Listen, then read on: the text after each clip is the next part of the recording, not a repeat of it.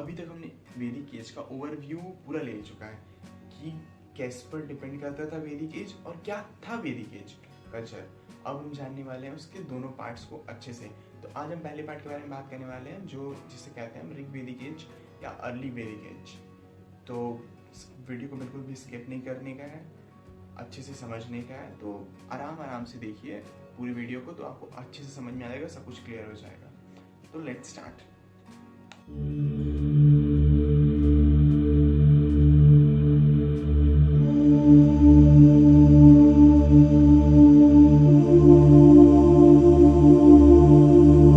सबसे पहले हम बात करने वाले हैं ज्योग्राफिकल रीजन के बारे में कि जो वैदिक एज, जो अर्ली वैदिक एज के पीपल थे वो रहते कहाँ थे। सबसे पहले वो स्टार्ट था आपका जो हम काबुल बोलते हैं, अफगानिस्तान का कैपिटल, वहां से लेकर यहाँ इंडिया के सप्त सिंधु रिवर तक था।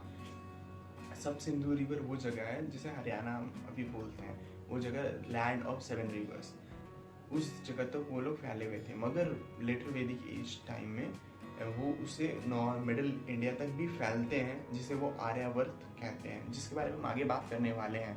अभी इतने ही दूर तक वो फैले रहते हैं अर्ली वैदिक एज में। पॉलिटी और एडमिनिस्ट्रेटिव सिस्टम, ये सेकेंड पार्ट। जैसे हम जानते हैं कि हर घर में एक हेड होता है ताकि हर इंसान जो फैमिली में है वो एक डायरेक्शन में और सही डायरेक्शन में चल सके। हर इंसान का अलग सोच होता है, मानते हैं, मगर एक ज़रूरी है डायरेक्शन, ताकि सब कोई सही डायरेक्शन में, एक डायरेक्शन में चले, ताकि सबको आसानी हो।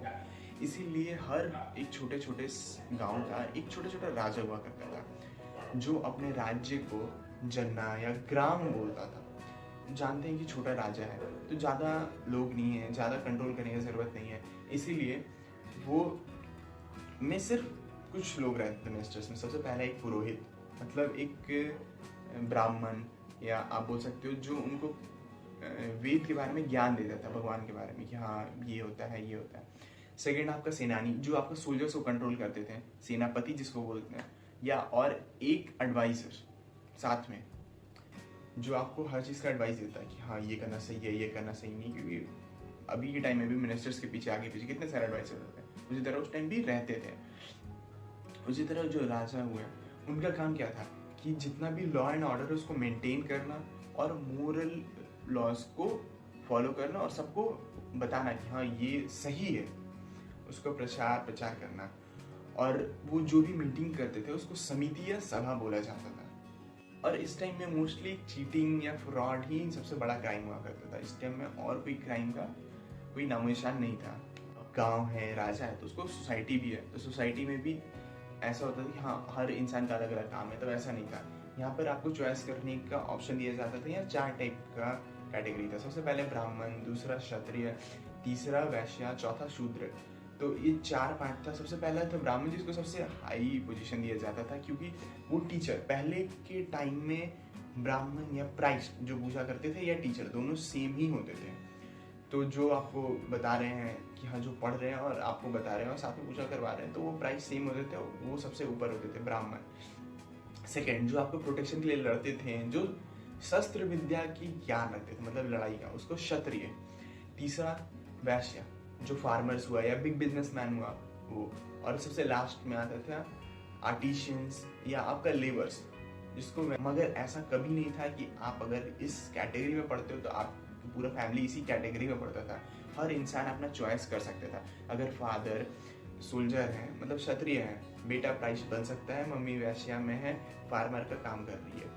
तो ये बिल्कुल नॉर्मल था। एक फैमिली में अलग अलग कैटेगरी में कर सकते हैं। ऐसा कुछ भी नहीं था कि हाँ ये आपका काम है, ये आपका कास्ट बन जाता है। तो ऐसा ऋग्वेद में नहीं लिखा है और ऐसा था भी नहीं उस टाइम में। उस टाइम में रीमैरिज का सिस्टम था कि अगर मान लीजिए आपके हस्बैंड डेथ कर जाते हैं तो वो वाइफ हस्बैंड के बड़े या छोटे भाई से शादी कर सकती है, कोई उसमें रेस्ट्रिक्शन नहीं था। और इस सोसाइटी में सबसे बड़ा जो क्राइम हुआ करता था वो था काऊ को मारना। काऊ किलिंग को सबसे बड़ा क्राइम मानते थे, उसको अगन्य माना जाता था काऊ को, जिसको मारा नहीं जा सकता, मतलब मारना नहीं चाहिए, जिसे जघन्य अपराध भी कह सकते हैं, उन कहते थे। उसके लिए बहुत ही बुरा पनिशमेंट दिया जाता था काऊ को किलिंग के लिए।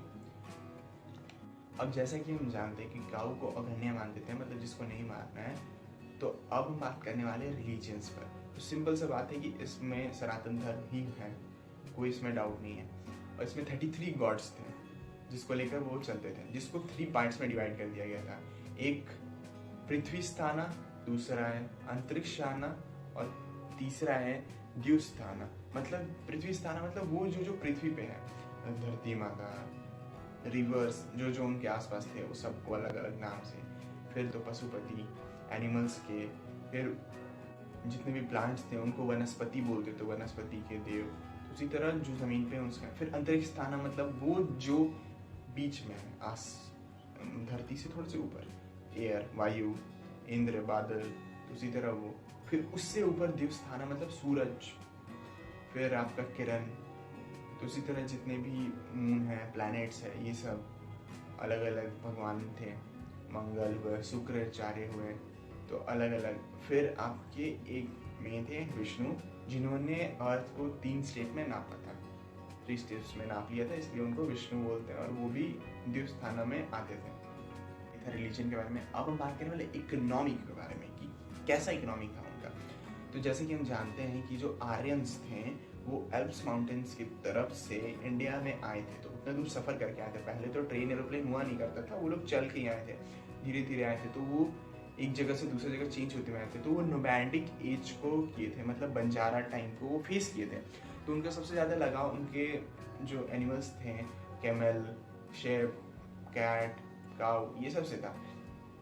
तो ये सब नोन था उनके लिए, मगर टाइगर अननोन था उनके लिए। टाइगर के बारे में कुछ भी नहीं जानते थे। टाइगर्स के बारे में उनका कोई नॉलेज ही नहीं था कि टाइगर्स नाम का कोई जानवर होता है।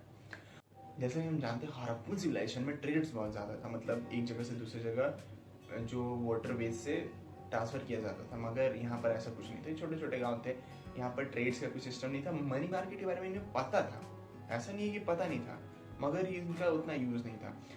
इन्हें कॉइन्स के बारे में कोई भी नॉलेज नहीं था। तो इसलिए वो लोग जो गोल्ड होता था, गोल्ड ऑर्नामेंट्स, गोल्ड के सामान या काउ को वो लोग एक्सचेंज करते थे। जैसे आप कॉइन्स को हम या पैसा को यूज़ करते हैं, उस टाइम में वो काउ या गोल्ड को यूज़ करते थे। वो है तो बेटर सिस्टम, मगर उसको किसी चीज़ के लिए यूज़ किया जाता है, एक पर्टिकुलर चीज़ था, इसीलिए वो एक बैटर भी था, मगर वो कंप्लीट बैटर नहीं था। तो वो उसको एक्सचेंज किया करते थे। सबसे बड़ी बात है कि वो जो टाइम था वैदिक कल्चर में, वो हीलिंग सीख चुके थे। मतलब दवा कैसे बनाना है किसी बीमारी का, वो अच्छे से जानते थे।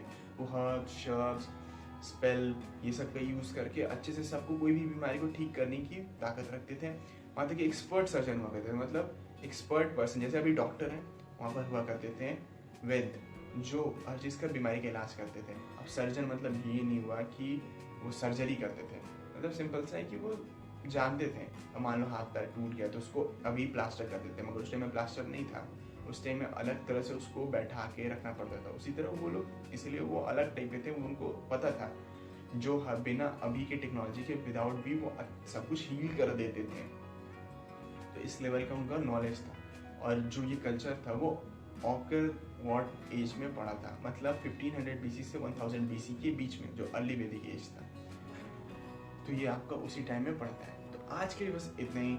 आपको सबसे अच्छा क्या लगा आज के नॉलेज में, ये आप मुझे कमेंट में बता सकते हो। और क्या आपने जाना, क्या आपने सीखा, ये मुझे आप बता सकते हो। और आप अगर न्यू हो तो सब्सक्राइब कर लो चैनल को और बेल वाले आइकन को क्लिक कर लो और लाइक कर लो। तो आज के लिए बस इतना ही। Thank you.